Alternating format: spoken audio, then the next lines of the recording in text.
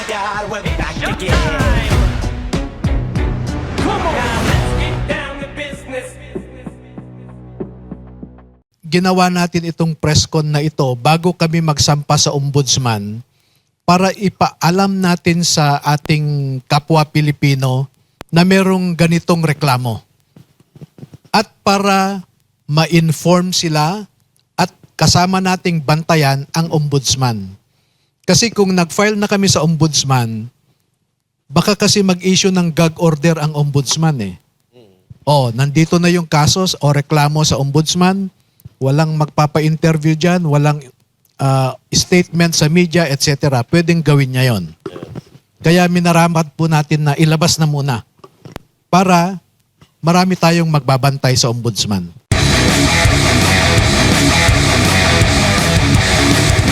Ano po ba ang inyong nais na mangyari? After this, alam naman natin na yung ombudsman ay binanggit nyo rin na dating DOJ secretary. Pero bakit doon nyo dinala? At ano ang gusto ninyong end nitong pahayag ninyo o yung revelasyon ninyo? Sige, attorney. Wala kasing ibang opisina sa gobyerno na maaaring mag-imbestiga sa nilalaman ng affidavit nila kundi ang ombudsman. Dahil ang nirereklamo natin po dito ay mga matataas na opisyal ng gobyerno at ang ombudsman ang merong primary jurisdiction sa kanila. So bago ka makapagsampa ng kaso sa Sandigan Bayan, ay kailangan kang dumaan sa ombudsman. Bagamat meron ngang there is an apprehension, no, na nandun si Ombudsman Remulla at isa siya sa mga nababanggit. Pero sabi ko sa kanila ay walang ibang opisina at pangalawa, bigyan natin ng pagkakataon ang Office of the Ombudsman na gampanan ang kanilang mandato sa ilalim ng ating saligang batas. Paano, attorney, kung medyo umadvance na tayo? Paano kung doon pa lang pinatay na nila ang kaso na ito na isinampa ninyo? Ano po ang inyong next move? Sundan ko lang yung tanong ka para ilan yung natanggap na maleta ni Ombudsman? Sorry, no? Wala naman silang sinasabi na tumanggap ng maleta si Ombudsman. Ang sinasabi doon ay noong DOJ secretary siya, ay kinakausap niya ang mga ICC investigators, no? At alam naman natin na ang official position ng Republic of the Philippines ay hindi tayo makikooperate sa ICC. Pero patago silang nagkikita-kita at nag-uusap-usap. So ano po ang inyong next move? Gusto ka sakali? Opo, kaya po ginawa natin itong press con na ito bago kami magsampa sa ombudsman para ipaalam natin sa ating kapwa Pilipino na merong ganitong reklamo. At para ma-inform sila at kasama nating bantayan ang ombudsman. Kasi kung nag-file na kami sa ombudsman, baka kasi mag-issue ng gag order ang ombudsman eh. Nandito na yung kasos o reklamo sa ombudsman, walang magpapa-interview dyan, walang statement sa media, etc. Pwedeng gawin niya yon. Kaya minaramat po natin na ilabas na muna para marami tayong magbabantay sa ombudsman. Ayun. So kadalasan po kasi, no, katulad nung nangyari kay Gutesa, bigla po siya nawala. Eto, gaano po ba tayo kasigurado na ito po ay magtutuloy-tuloy? At kung magtutuloy-tuloy po ba ito, itong mga hawak na ebidensya na ng 18 na Marines na ito ay masasabi ba nating may probable cause? Kasi para sa akalaman na rin nating mga kababayan, para malaman nila bandang huli, kung hindi ito matutuloy, may pumasok na naman na ibang espiritu, parang gano'n.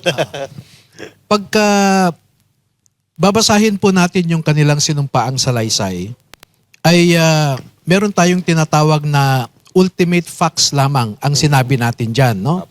To create a prima facie basis na mag-imbestiga ang ombudsman. At pag nag-imbestiga na ito, ay ibibigay namin yung karagdagang detalye. Ayun. Oo. So, pakonti-konti po yung bitaw. Hindi naman, no? Sa ngayon ay tama na itong allegation natin na mag-imbestiga siya.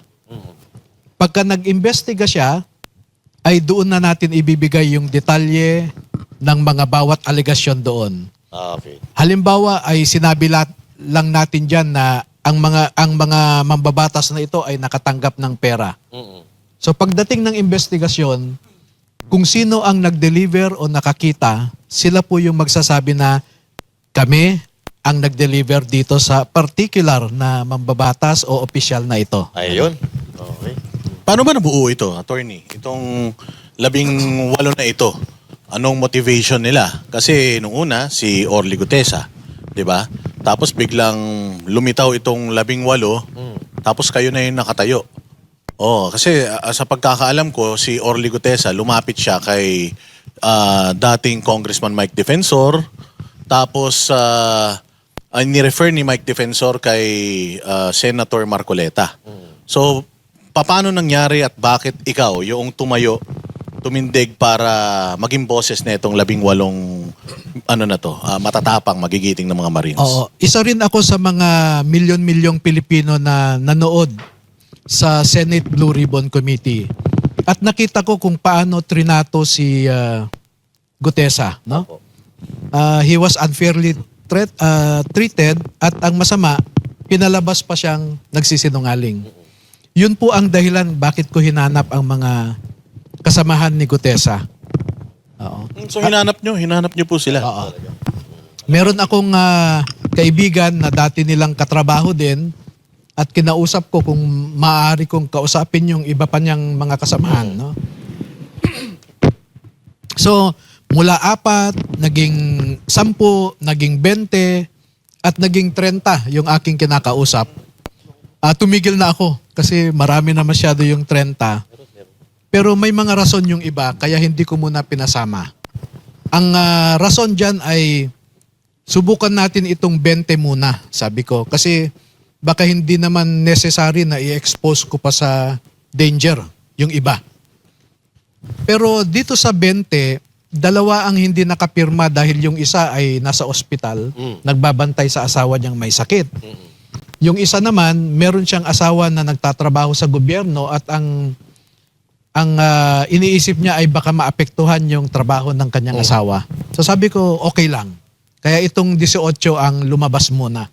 Kaya lang, attorney, isa sa mga kinakawori, tanong din ng mga nasa social media, dahil nga doon sa nangyari kay Gutesa na pabalita na siya ay umurong, nagtatanong tuloy ang mga taong bayan, baka naman nagsalita itong mga ito, pagkatapos nilang magsalita, bigla din silang uurong, parang mas lalo tuloy lumalabo ang mga sitwasyon.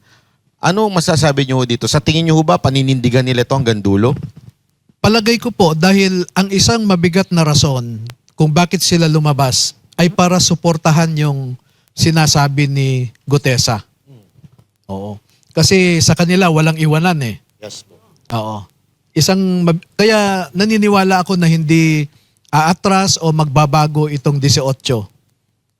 May nabanggit din po kayo na kaya nagising itong mga sundalo na ito ay dahil po doon sa pangyayari doon sa isang apo.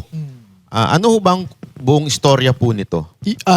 Yung isa doon ay merong apo na 2 years old lamang. Dinala sa ospital dahil may dengue. Pero walang maibigay na gamot. Kaya namatay yung bata. So, na-realize niya na noong nag-uusap na kami, pinaliwanag ko kasi sa kanila yung kasalukuyang suliranin ng ating bansa. Yung sa ekonomiya, sa politika, at naintindihan nila na kaya pala naghihirap ang mga Pilipino ay dahil ninanakaw ng mga opisyal ang pera na para sana sa mga serbisyo. Ipinaliwanag ko nga rin noong PDAF scam na ganun din yung aking motivation, kako. Kaya naniwala at nagtiwala sila sa akin. Oh my God, we're back again.